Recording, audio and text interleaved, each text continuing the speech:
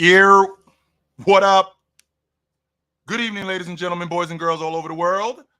We are back in effect. Yes, we are. The draft has concluded. We have all the picks in. We have some winners. We got some losers. Uh, we got some people with their faces scrunched up off the strength that off the strength of what happened with the Lakers. And I'm going to explain. I don't hate it. Um, I actually think from a business standpoint, I think it makes a boatload of sense. Um, there are some people who don't, and that's why they aren't very good in business. So the draft concluded last night. I watched the draft, and I wasn't overly impressed with it. Don't get me wrong. I wasn't overly impressed, but I wasn't like, yo, this one of the best drafts ever. I do think that there were some gems in the draft. I do believe that. I just don't think we're going to find out for a couple of more years about about who these gems were. I think it's going to be a work in progress with a lot of these guys. I feel like this is when you find out. I feel like this is when you find out GMing at its finest. Who are the best GMs? You find out not only who the best GMs are, you find out who the worst ones are too. And with finding out you find out who the best GMs are, you find out who the worst ones are, and who knows what their job is and who doesn't. And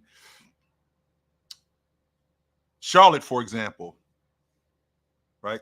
Charlotte, for example, with them with drafting the kid, with drafting the kid Saloon. I mean, he looks to me like a drafting stash. That's what he looks like to me. He looks like a drafting stash.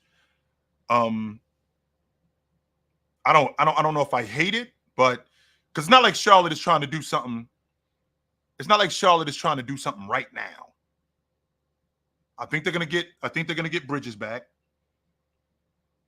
LaMelo has to be healthy. Mark Williams is gonna be back. So with that being said, I think this kid and Brandon Miller is a gem.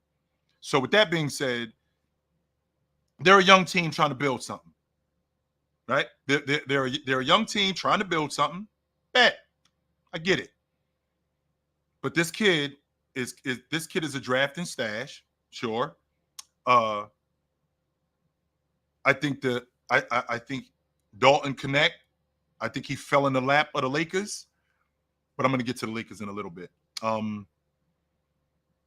I think Memphis bagging Zach Edey, I think that's a good thing. I think he's going to speed them up. I think he's going to make them a faster team as the rim protector that he is, and the rebounder that he is.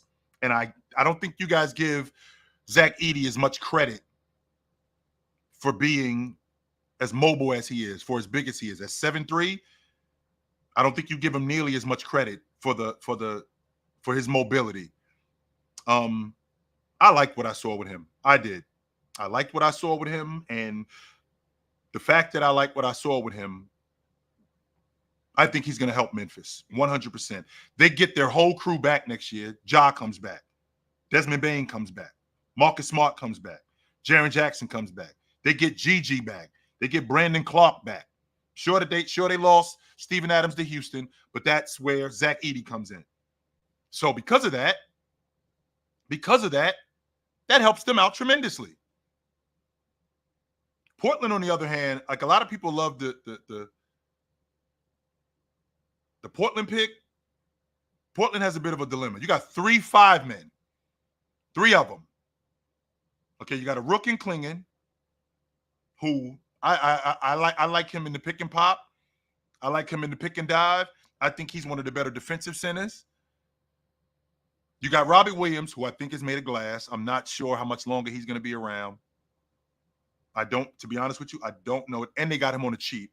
So I think he's made of glass. And then you got DeAndre Ayton, who I'm big on DeAndre Ayton, but there's a commitment issue with him. There's a huge commitment issue with him. So clinging is the insurance, because the minute that 17 and 11, and we talk about DeAndre Ayton like he's whack. Let's be clear about one thing. He is not whack. Let's dead that logic right now. He's not whack. He only played 55 games last year. That puts him, unfortunately, that doesn't put him to be able to be eligible for any of the postseason awards. He was in the top 10 last year in rebounding. 100% he was. He was in the top 10 in the league last year in rebounding. He's just got there's a commitment issue there with him. Not only is there a commitment issue there with him, his brand of basketball, the way he plays, because there's a commitment issue with him, it hampers units. Because he's one of those guys that if you get him involved early, that motor goes up. But if you don't get him involved, you're not going to get that glass cleaner that he is. You're not going to get the rim protector that he is. No, you're not going to get that. You're going to get a slow motion, selfish guy that's not committed. That's what you're going to get with him. So I think that's the difference with him. This kid Castle, the thing I like about Castle, the thing I like about Castle more than anything, right? The thing I like about Castle more than anything is the same thing I loved about Scoot Henderson last year coming out of the draft. I'm a big fan of guys who compete. I'm a huge fan of that. I'm what up, Brooklyn? How you doing, brother? What you don't have in skill set, what you don't have in physical stature, what you do, you make that up with playing hard and competing. I love the fact that Castle is going to compete. When he gets in front of you, it's not going to be a walk in the park. No, what up, Jamal? How you doing, brother? It's not going to be a walk in the park. He is not one of these guys that you're just going to be able to walk up and down the floor on him. No. You're going to get a guy who is going to compete. You're going to get that. Now, I don't hate the pick. I actually like the pick. I would have gone with Dillingham, and the reason why I would have gone with Dillingham, because I like Dillingham more as a playmaker and a distributor. He's small, but so is Darius Garland. So is Chris Paul, right? Just because you're not 6'8", I don't. That doesn't mean that you can't still be. That doesn't mean you can't still be awesome. So, with that being said, Dillingham, I probably would have went with him because I feel like Wemby needs to run with somebody who can get that. That was the biggest problem that they had last year. Yep. That was the biggest problem that they had last year. The fact that they got Dillingham and then you ended up moving off of him to Minnesota, I would have stuck with him. 100% I would have stuck with him. Because I feel like Wemby, one of the biggest problems that they had last year was he didn't have anybody that can consistently get him the basketball in spaces where he needed the ball. And that hampered him.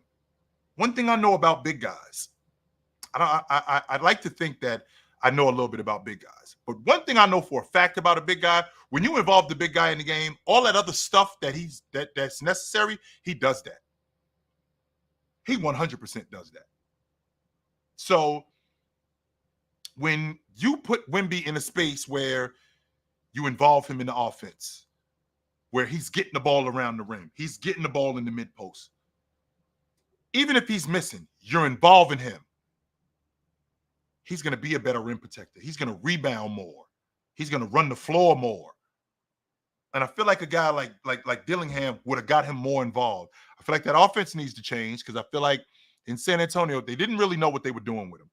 And the reason why they didn't know what they was doing with him is off the strength that you have a guy in Wemby that's hasn't been seen in 40 years. If anybody knows me, you know that I think Wemby, I've seen Wemby before. That's Ralph Sampson, except a better handle and a jump shot.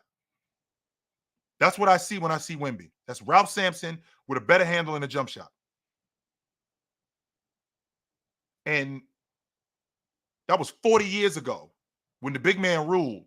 Now we in a space where the big man plays on the perimeter, and I don't know. I'm not sure what Pop knows what to do with him just yet. And I don't want to waste any time with this kid neither, even though he's 20 years old and we do have some time, barring any injuries, knock on wood. But I don't want to waste any time. I don't want to waste any years with this kid. I don't want to do that. So I want to get legit. I want to get legit distributors around him. I want to get a legit playmaker around him. I don't want to just have him having to do that stuff himself. No, because that's going to be more wear and tear on him. I don't want to do that. So, with that being said, I like the Castle pick. I like the Zach Edey pick. Cody Williams.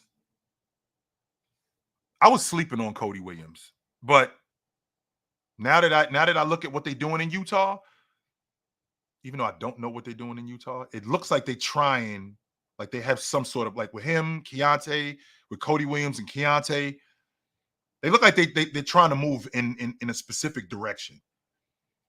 You know, you got Nunn. Like I still don't know what they're doing with Walker Kessler, because on the one hand, he looks like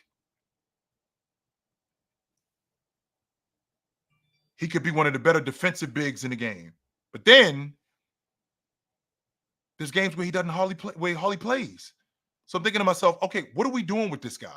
Is it because he doesn't get it? And if that's true, then who's teaching him? Because I felt the same way about Kuminga. Because Kuminga came in with the Warriors on an accelerated on an accelerated time span. He didn't get on the Warriors crew that was garbage. He didn't get on the Warriors crew that was Washington or Charlotte. No. He got on the Warriors crew. They get Clay back. They get Steph back. They get Draymond back. Right? So now he's accelerated. He's got to learn now. Is that what's going on? That's not what's going on with Walker Kessler. So why isn't he playing more? And not only why isn't he playing more, what's the plan with him?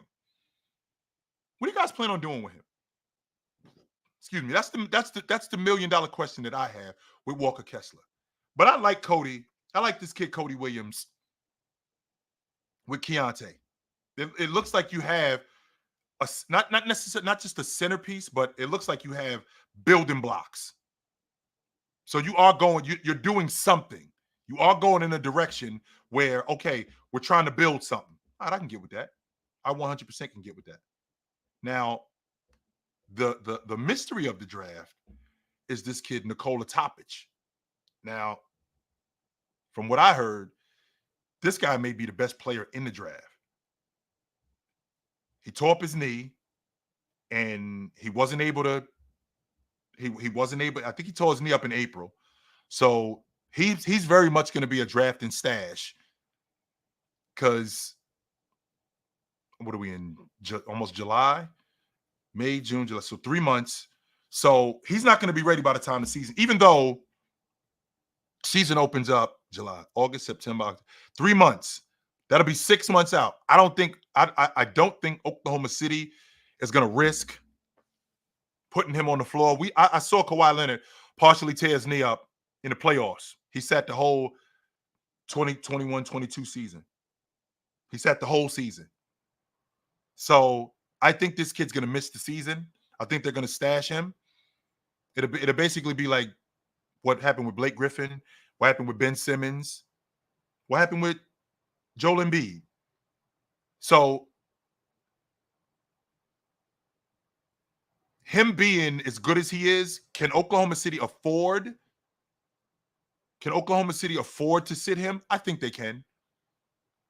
Because we're trading for Alex Caruso. We're trading for Alex Caruso. And on top of trading for Alex Caruso, you got free agent money. And you can actually shore up your actual need, which is your front court. That's going to be the big key this offseason. So I think that they can. I think that they can sit him. I do think that, right? I do think that they can sit him, and they'll be just fine. I think they'll be just fine. Sack taking Devin Carter, and then moving off of Davion Mitchell. Man, I think Davion Mitchell should be running the crew, if I'm being honest. And the fact that he just got traded to Toronto, I think he's their starting point guard. So that tells me with them moving off of Davion Mitchell, one, he should be running the crew. And what we're not going to do is we're not going to hold on to him and Devin Carter. It's not just that they think it's not just that they think more highly of Devin Carter, because they did the same thing with Tyrese and De'Aaron Fox. They did the same thing with them. It's not that I don't think that they thought less of Tyrese. I don't know if less is the word I'm looking for. I think they'd rather move on. They rather move on with De'Aaron because he was already there, and in the process of him already being there, it fit better. But with Davion Mitchell and Devin Carter, well, Davion Mitchell's already there. I think they get Devin Carter for insurance. We can move off of Davion Mitchell and get a two back. Keep Devin Carter because De'Aaron Fox has made it clear that he's not signing an extension. He wants to see what you guys are doing. So if Davion Mitchell decides after next season he wants out, this kid Devin Carter, for all intents and purposes, with a 6'9" wingspan, sounds to me like he's the real deal. One of the better defenders in the Big East. So that I feel like that's your insurance. I feel like that's your insurance policy. And you get a chance to take and you get a chance. Davion Mitchell gets a chance to run his own crew, which I think that's ultimately who he is. I think Davion Mitchell is a starter, and he should be running his own crew. So I don't hate that trade. Carter comes from NBA pedigree. His father played in the NBA for, I think, 8-9 years. He works for the Miami Heat, which I wonder. I'm going to ask you guys this because it's kind of a tricky situation to be in. Okay, so his father works for the Miami Heat. And actually, you know what? We'll talk about the nepotism issue later. Let's stick with what's going on right now, right? Let's stick with what's going on right now. The kid Mateus that the Bulls took. The thing I like about him more than anything, I love his confidence. We all talk about the number 1 overall pick in the draft in Rishishir, and Mateus is making it clear I'm better than him. He said that. He don't want to see me. I respect him, but he don't want to see me. What up, Wick? How you doing, brother? I respect his game, but he don't want to see me. What that tells me is y'all should have took me instead of him. I'm the one you should have went with, not him. What up, Will? How you doing, brother? I'm the one you should have gone with, not him. Because I'm better than him. And this could be, for all intents and purposes, the Wemby Chet logic. Because I think the league is going to be full of Wembys and Chets in the next 10 to 15 years. I think that's what the league is going to look like. And this could be something like that. I mean, I saw Apollo and the kid from Atlanta. They kind of got into it in the summer. That didn't really turn into much. But these two rooks, Rishie Shear being the #1 pick in the draft, and with him being the #1 pick in the draft, Mateus being a top 10 pick, they both in the Eastern Conference. This could turn into something. I like his ability to get downhill as a big guy. I think he's 6'9", 6'10". His ability to get downhill. He's one of the better finishers in the game. I love that about him. Love that about him. And I love his confidence, because that's what this is about. That's what this is about more than anything. If I'm looking at a ball player, 9 times out of 10, this is where it is. And I always bring up the example of Jimmy Butler. And the reason why I bring up the example of Jimmy Butler is because Jimmy Butler doesn't blow you away with any of his skill set. He ain't super nice with the pill. He ain't skipping through the lane, punching it on guys. He's not blowing your doors off, throwing the ball between his legs 2 and 3 times. He's not ridiculously athletic. He's not any of that. However, when Bucket steps on the floor, he looking around. It's not one of you dudes out here nicer than me. Not one of you dudes out here is nicer than me. It ain't one of you dudes out here that's better than me. And the reason why he like that, 1, is up here. 2, Buckets plays within himself. He's not going to let you make him do anything that he doesn't know how to do. I'm the best at what I do. I can't get involved in an up and down with Jalen Green. I can't do that. I can't get into a one-on-one long ball shooting contest with Jason Tatum. That ain't my game. No, I'm not going to do that. I'm the best at what I do. That's why I feel like this kid, Mateus, I like the fact that mentally he trusts his game. I really dig that about him. I don't dig that. I can't say that about a lot of guys. I'd be lying if I said that about a number of different guys, but I can't say that about a lot of guys. The Lakers, they get their man, but before I go to them, I think is it Kel'el? Is Kel'el Ware? I like what Miami did with Kel'el Ware. I think he's going to help them because they need another big guy.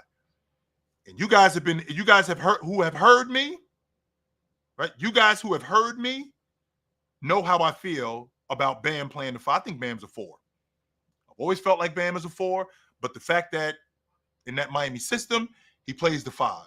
This big guy, you can move Bam to the 4, and you can still run that offense through Bam the way that they do. A lot of dribble handoffs, a lot of action with him, a lot of dribble handoffs, a lot of pick and pop, a lot of pick and dive with Bam. And I feel like in the stretch that you're in now, that's why I'm good moving off of buckets. And the reason why I'm good moving off of buckets, because I feel like at this time, during this time, I feel like these are peak Bam years. I'm probably good. Bam's 26 years old, right? Bam is 26 years old. I probably can get another 4 years. I probably can get another 5-6 years of prime Bam. Peak Bam, on the other hand, this 21-11, 22-10 Bam, I probably can get another 3, maybe 4 years of that. So because I can get that, I want to maximize that. That's why I'm good. That's why I'm good moving off of buckets.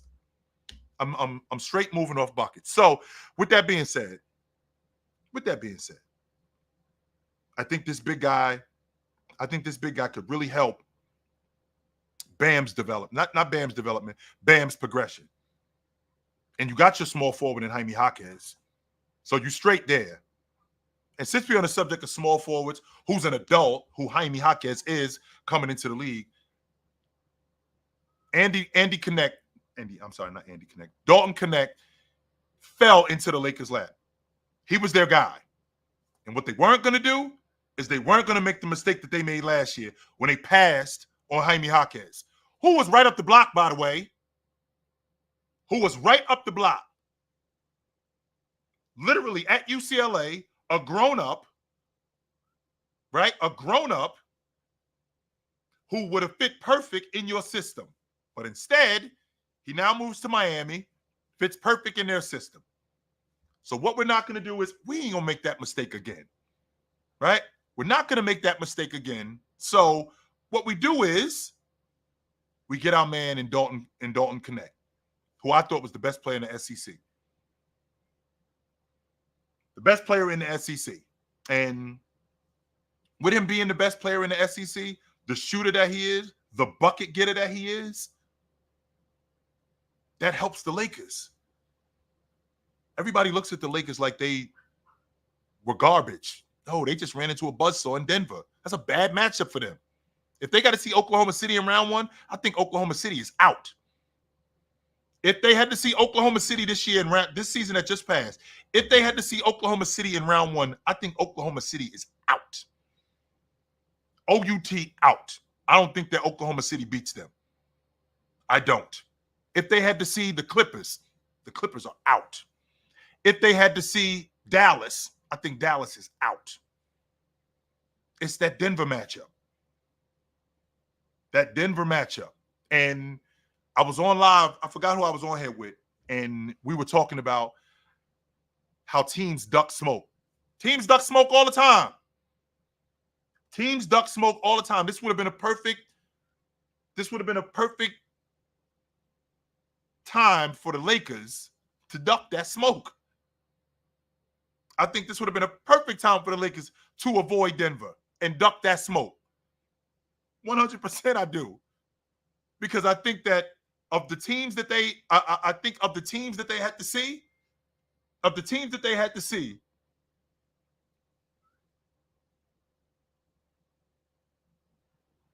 Denver's the only team that I hate that matchup for them.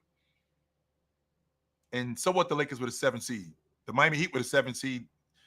Oh, I'm sorry, the 8 seed the year before, and they was in the NBA Finals. So what's your point? But anyway,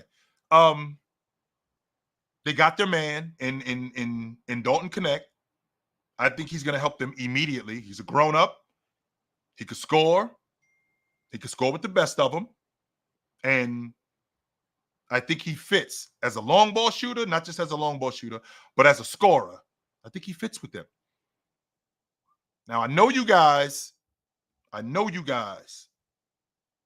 like the Bronny James pick. And for you guys who don't like the Bronny James pick, and I'm going to talk more about nepotism here. For you guys who don't like the Bronny James pick, by show of hands, and I'm going to ask you this. This is from a management standpoint. By show of hands, how many of you, as an organization, you get the guy who you want at 17, he falls in your lap, and then at number 55, you draft that guy, and what that ensures is that you get James for 3 more years. By show of hands, who isn't doing that? I'm listening.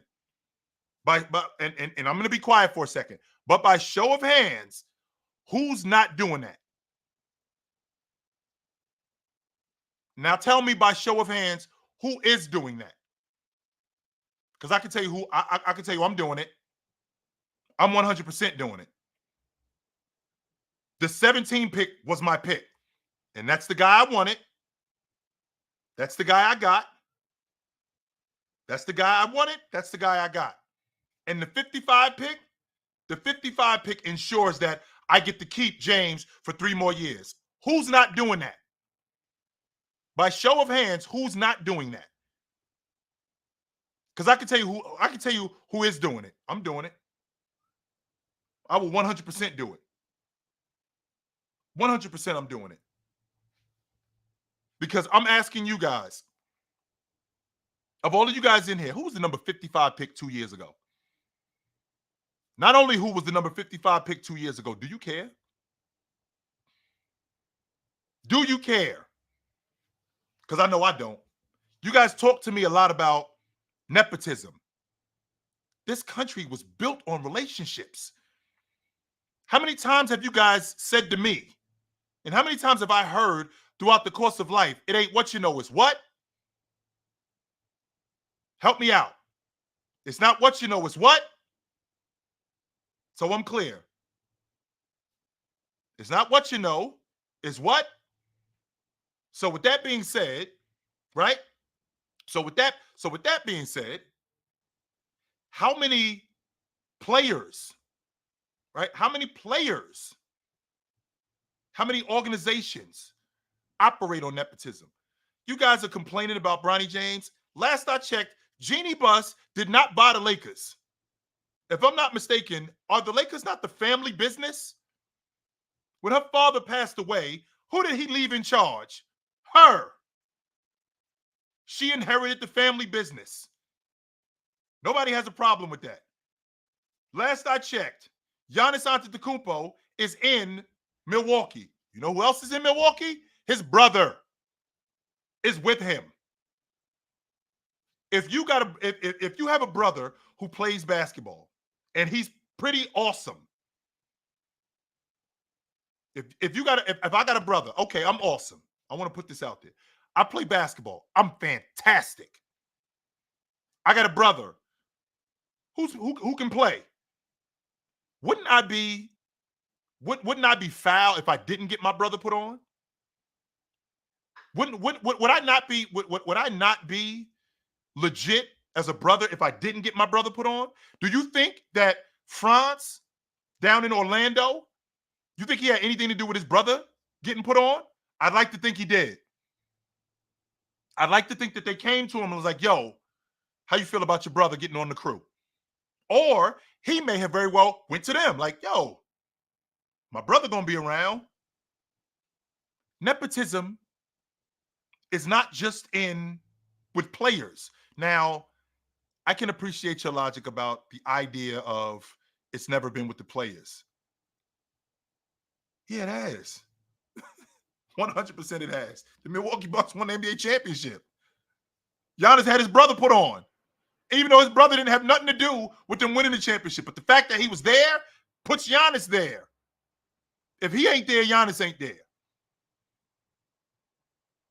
I got to put my family on. And I can't argue that, yo. And I will not argue that. Hell no.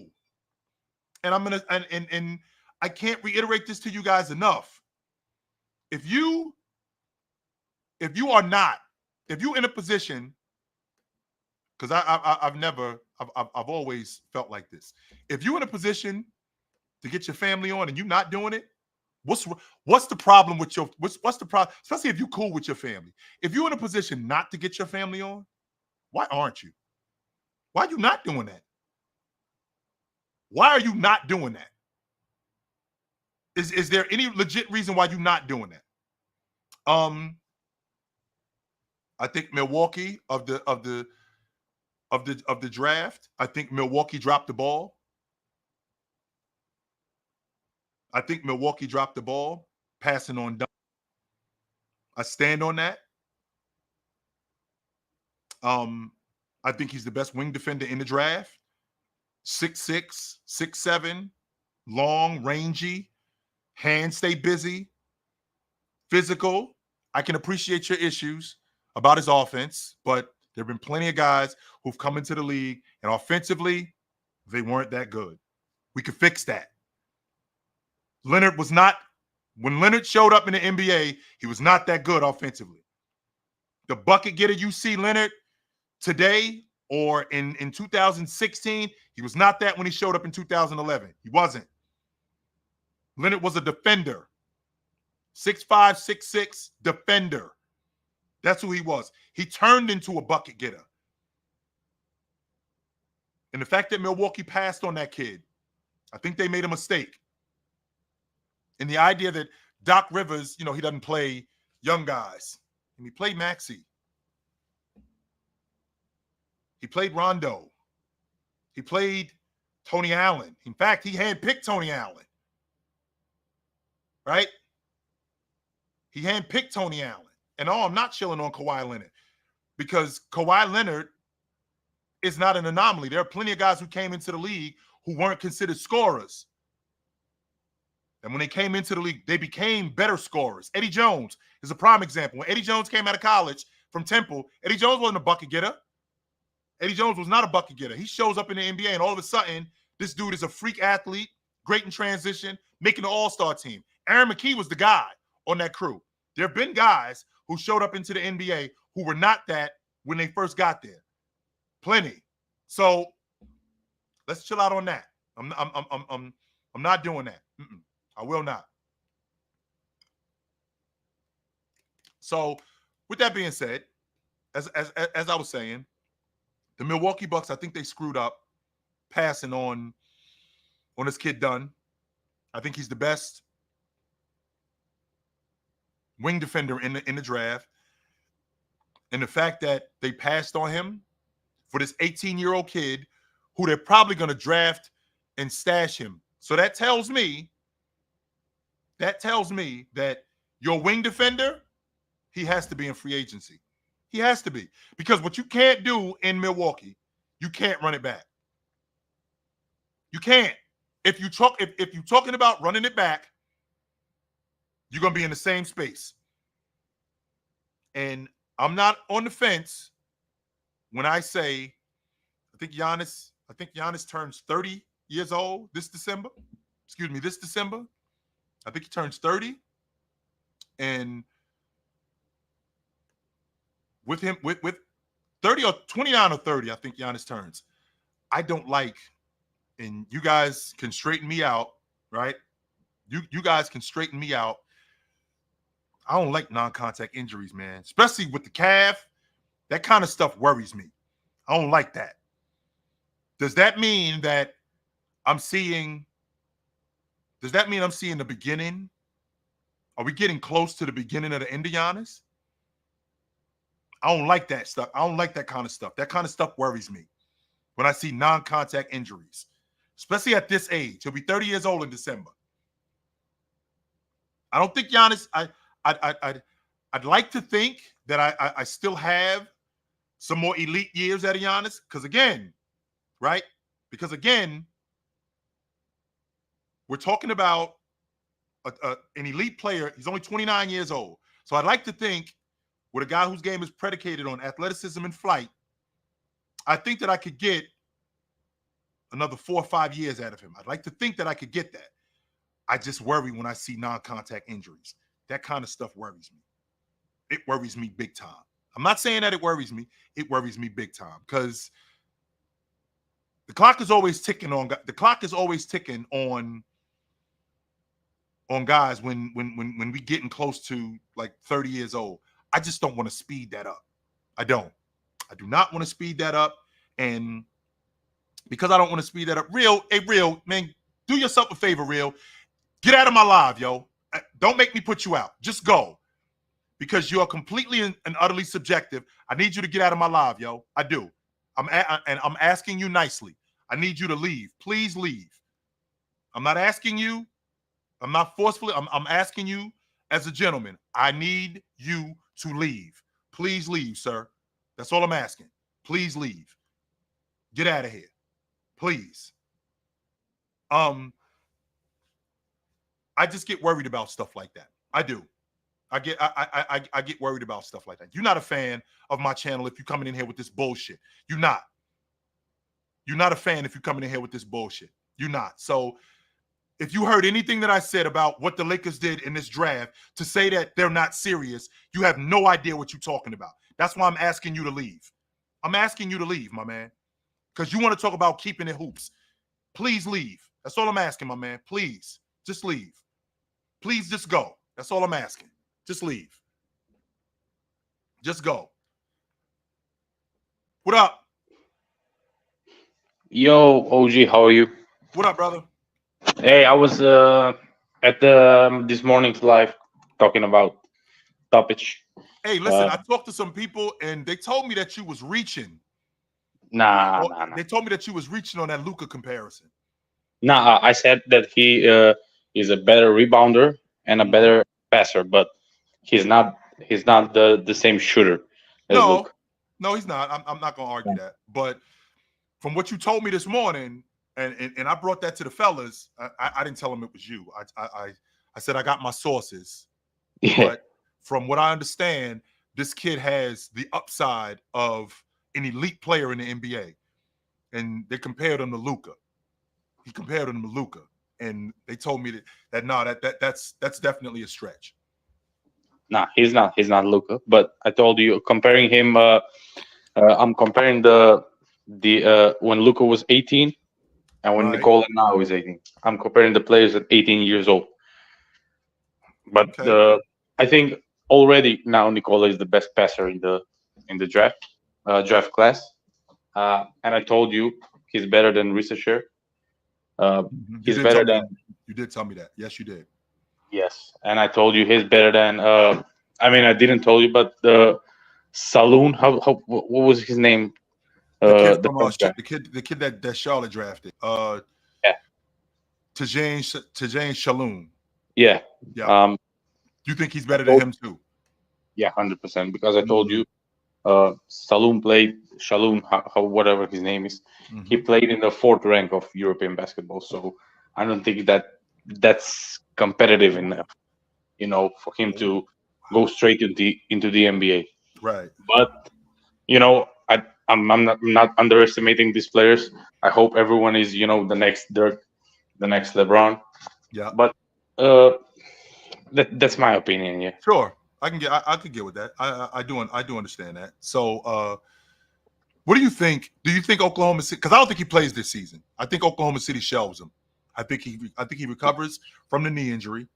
And I think Oklahoma City shelves him. And then next season he gets in the summer league, and then now they make the transition. Yes, 100%. I mean, I Mm, told you he partially torn his ACL. He right. didn't compete in the Serbian finals. He was a big part of the team. They miss him. They won the championship without him, but 19 and 10, missing out on that kind of guy with that kind of stats, contribution is huge. I think Yeah. he will be great in the NBA, but I don't think OKC is the best spot for him Mm, because they have SGA at the one, sure. and I don't think that there's enough room to show himself. Sure. Uh, take his spot. You cannot take SGA spot. No, he's the man. 100% he is. So Patar, so if I'm understanding you correctly, your man Topic, he's more of a primary ball handler. He's more of a distributor. He's more of a guy who plays with the ball in his hands. Well, Oklahoma City already has a guy with the ball in his hands in SGA. That's going to hamper your man Topic. That's going to hamper his game. Topic, I'm sorry. That's going to hamper his game. Is that what I'm understanding? I mean, yes, his my comparison right now is his Josh Giddey, Yep. but with steroids. Josh Giddey with With steroids, so he a better version of Josh Giddey. better play. He has So he, better IQ, better court vision. He's faster. He's more athletic. I see people saying that he's not athletic. He's athletic. He's Mhm. finishing around the rim with his both hands, both left and his right. Yep. He uh, he's fantastic player on the transition. Fast break basketball. Mhm. He thrives on fast break basketball. Mm. And yeah, I don't think there's enough room for improvement in In OKC. Oklahoma City. Yeah, but Would he be would he fit better on a unit where he had the ball in his hands and they ran the offense with him as your primary ball handler? And and what I'm saying is I'm saying a guy where him as a distributor, him as a playmaker, like he was the guy. Like for example, if he was in San Antonio, how much better do you think he would be? oh, I don't have the words to describe. He's an extraordinary pick and roll player. He can find the big man at any time. Uh, he's a fantastic passer of the ball. He's Yep. the best. I think, well, one of the best players in Europe when it comes to pick and roll. Yep. He finds to find the big man, Mhm. or uh, you know when how do you say it? When he's fantastic, to when the team double teams him, he Yep. knows where to find. He's under pressure. He's fantastic under pressure. Sure. So I think uh, what was the shooting coach if in Oklahoma? I think he will uh, work on the shot. He needs to work on his step back three. Yep. He needs to work. He's how do I say it? He's uh, shy. He cannot dunk the ball. Right. He Let me ask cannot. you this. Let me Yeah, ask you this, Tar. If he didn't tear up his knee, right? yeah. If his knee was legit, do you think San Antonio passes on him at 4? No, no. He was projected, I think, third. Uh, Greg Popovich was in Serbia, Yep. watching him. He sends his scouts here. Um, I think they would have grabbed him, but I think San Antonio wants results now. They want players who can play now. Mhm. Wemby, and that's why they pass on him. Mm. Oklahoma has a team already. They finished first seed, so they can afford to wait for next season. Okay. I could get with that. Well, Yeah. Patar, good to talk to you, brother. I appreciate you. Okay, man. Yep. It's 1 a.m. Good to talk to you, brother. What up? What up? Still, we did it. We did it, man. Hey We man, did it. Joe, I feel like your boys took some years off your life, man. Hey, Because man. my As my, long as my, we did it, my, man. my man blood pressure was up. We can't be the Buffalo Bills. We can't. That can't happen to us. I feel like they took some years off your life, yo. Yeah, they did. They definitely did, man. But like, back to business, man. You know, my Heat, they drafted Khalil Ware, man. Love that pick. Yep. You know, I was thinking like it was like a few days before the draft. Like I was listening to some people, they were saying like Devin Carr would be good for the Heat. Like I'm kind of happy that the Kings took him because like that would have been just the easy way out. Like now we can actually fix the problem with Bam. The only thing I think about with Bam and Ware is how we gonna play like pick and roll coverage because like like one of Bam's best defensive abilities is his ability to like quickly decide what to do in like pick and roll coverages. Right. After where Are you he's talking about like on the offensive end or the defensive end? no, I'm not worried about offense. I'm worried about defense. Okay. And the thing is like where he's the best in drop coverage, but like you want to have Bam in the pick and roll. So I'm like wondering like suppose I gonna like put him in, on like help side defense. That's what I'm thinking about where. Why are you Yeah. worried about Bam is one of the best pick and roll defenders in the game. Yeah, I know because like where like one of his best defensive abilities is also like playing drop. So like I wonder like who's gonna be the primary pick and roll ball Well, ball defender. it'll stay Bam. So the big guy, first of all, the big guy being new and having to understand the league, I think he's going to be more of a Roma, kind of like Yeah. what Anthony Davis should be, right? Kind of like what Anthony Davis should be with the Lakers. He should be more of a Roma. So with that being said, that's kind of what's going on. I feel like that's what's going on with.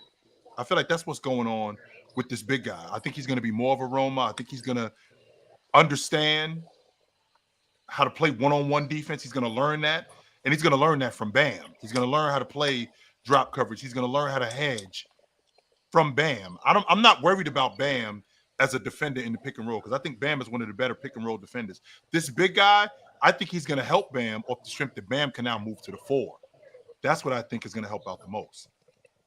So I have a question. If Carter fell to the Heat, would you have taken him over Ware or no? I do think that you could use a lead guard, to be honest with you. I do. Yeah. But I don't think that you need I think you can get a lead guard in free agency more than you could get a big guy, a young big guy that you can develop. Like this big kid that you got from Indiana, I feel like you could develop him into being something special. I feel like you could do that. Now, Carter, on the other hand, I do think that Carter, and if I'm being honest, I do think that Carter is going to be a special player. And I understand why Sacramento drafted him. They drafted him off the strength that De'Aaron Fox already made it clear that he's not signing an extension. He wants to see what Sacramento's going to do. And if they end up losing him, because he only got 2 more years left on his deal. So if they end up losing him, they have insurance in Carter. That's why Sacramento came off of Davion Mitchell, who I think is going to end up in when he ends up in Toronto. I think he's their lead guard of the future. I definitely think that he's running things up there. But with that being said, I think it's less difficult. It would be less difficult for them to develop a big than it would be for Carter. Who, by the way, when I just talked about nepotism, I'm pretty sure you know who's on the Miami Heat coaching staff. No. Till I just checked this. He's on the Grizzlies coaching staff now. His father. Oh, so he just left. Yeah, he's on the Grizzlies now. So he literally just left because he was on the coaching staff like a year ago. So I got you. Oh, yeah, I want to talk about my side teams. I don't know, man. Like the Spurs, man. What they did with the eighth pick, man, that was kind of stupid, bro. Like you have Montas right there, bro. Like I don't know why. Like you traded him for seventh graders, bro. I think they I got don't. picks, and I understand what they did with that. I don't hate it. I wish I could say I hated it, but I don't hate it. They got their guy in they got their guy in Castle. Castle. I think Yeah. that Dillingham was their guy, but that's just me. But chill, like the thing is, like you want to surround Wimby with defense. Like you can't like Castle is like the better defender. And, like I would rather have Castle over like Dillingham. But like the thing is, chill. Watch out for Juan Nunez. They I'll pay just attention drafted to him. him. They just drafted him. He's probably gonna start in the G League, but like after like 20, 30 games, bro, they might bring him up, bro. You can see what could happen, bro. All right, we'll find out. After one last thing, bro, Yeah. my Raptors, they made a terrible pick with Jacoby Walter. I know he fell, but they still got Eve Missy, bro. I do not trust Jakob Pertl, bro. That was a terrible pick, Mm, bro. all right. All right, I know where to very find chill. you at, my man. Good to talk to you, brother. Yo. Hmm. It's interesting. This draft is interesting. I told you guys about a guy who I was high on. I'm surprised Isaiah Stevens didn't get drafted. This whole draft process be bugging me out, man. Because I know I'm older and I know the game has changed. I get that, right? I definitely get that. I 100% understand that the game has changed, but basketball in its essence hasn't changed that much. So because basketball in its essence hasn't changed that much, how is it possible that a primary distributor who, he's small, playing in a league where there are small guards who are thriving, such as Darius Garland, Chris Paul, they're small guards in the league. When you got a guy like Isaiah Stevens who led the Mountain West, I think he led the Mountain West in assists. Led the Mountain West in assists. So the fact that he led the Mountain West in assists, like, how are you passing on him? How? And then on top of that, the guy that I feel like Indiana stole, Enrique Freeman. I don't love him in Indiana because I think they full of wings in Indiana. I would actually love him if he played with the Warriors. I would love him in Miami. I would have loved him in Miami. I would have loved him with the Warriors. I love him in Philly. Those are the teams that I'm thinking about. Those are the teams that I'm thinking about that he would thrive with. I don't love him in Indiana, and I know that Indiana plays fast. They got Obi Toppin, they got Pascal. He's another one of their dirty work guys, though. And not only is he a dirty work guy, he's a bucket getter. I mean, he averaged almost 20 and 10. He averaged 19 and 13. He was the MAC Player of the Year. The MAC Player of the Year. He led the conference in rebounding 4 straight years. I love this kid. And the fact that he slipped way down as far as he did, I think some teams made a mistake on him. I'm not on the fence about that. I'm not thinking maybe. I'm not thinking possibly. I think some teams made a huge mistake with him. A huge mistake with him. So with that being said, there are some draft picks that I saw that I felt like some teams won. Minnesota, I feel like Minnesota won the draft. I think this kid Shannon was a steal. I think Shannon was a steal. If Shannon doesn't get into that nonsense, if he does not get into that nonsense, he's a top 10 pick, top 15 at worst. Super duper athlete, great finisher, looks like he can defend. Not only can he defend, big guard. I love his upside. And you guys know how I feel about a guy being able to compete. I love that. And this dude will compete. I love that about him.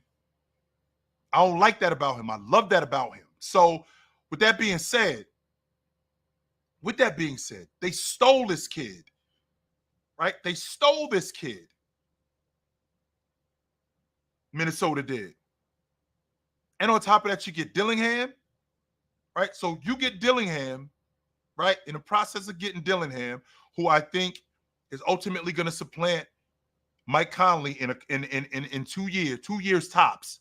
That's your lead guard of the future. Mike Conley is the guy who, if I need to learn how to be a point guard in the NBA, to be honest with you, I don't know how many guys, to be honest with you, I'd much rather learn from in terms of just being a pro than Mike Conley. I mean, who better to teach me the point guard spot? There aren't many guys that I can look at and go, yo, this dude can teach me the point guard spot. How many guys can teach you the point guard spot better than Mike Conley, especially at his advanced age? I don't know how many guys can do that.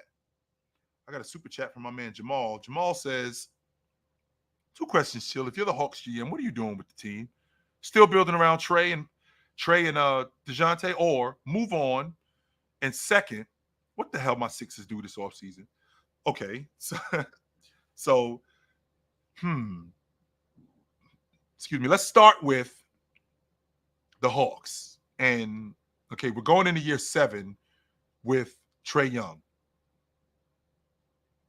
Trae Young is still your franchise point guard. So you have Johnson, right? You have Johnson. Now you've added Rishishir.